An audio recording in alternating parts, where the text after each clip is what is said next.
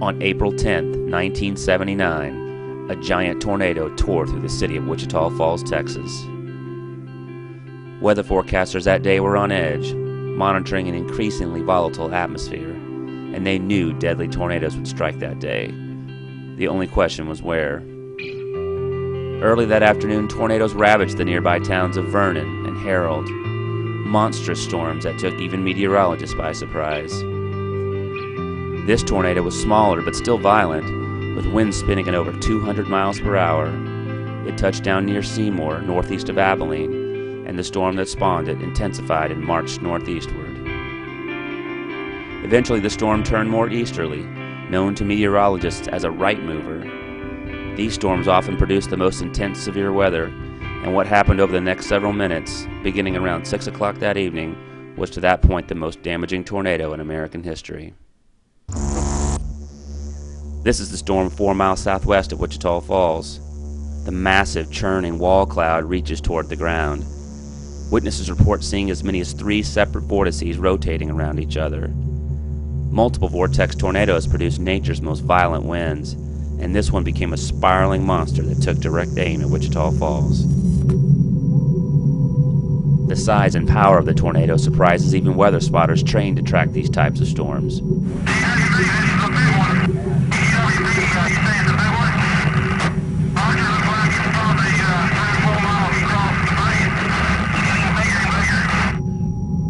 After touching down just a few miles southwest of the city, the tornado quickly intensifies as it moves into town.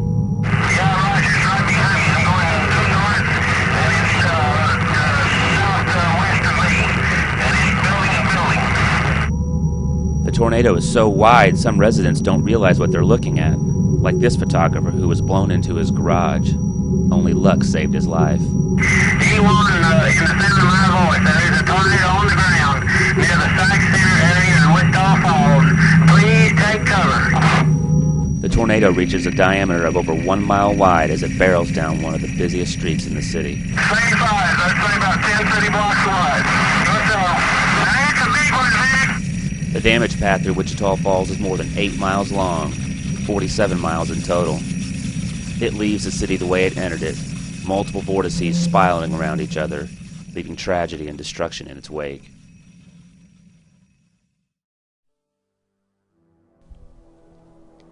The following morning, sections of Wichita Falls are unrecognizable.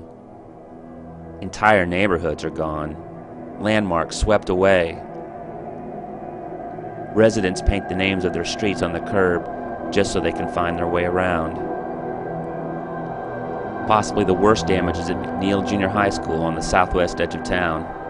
A large concrete and steel reinforced structure left in ruins. Over 20,000 people were left homeless after the storm, 1/5 of the city's entire population. A total of 45 people lost their lives.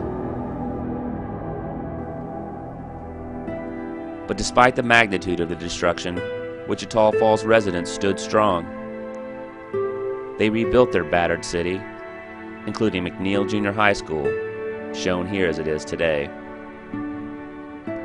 Neighborhoods eventually returned, first houses and then trees. Today you would almost never know what happened here on that terrifying day. If you look hard enough though, you can still find signs, like flat rectangles of concrete where residents chose not to rebuild their homes. But today, 30 years later, even these scars have mostly healed. One of the worst weather disasters in American history, Teerobile Tuesday will never be forgotten. But to residents of this Texas town, it was just one day, and they will proudly tell you there have been countless better days, and many more to come.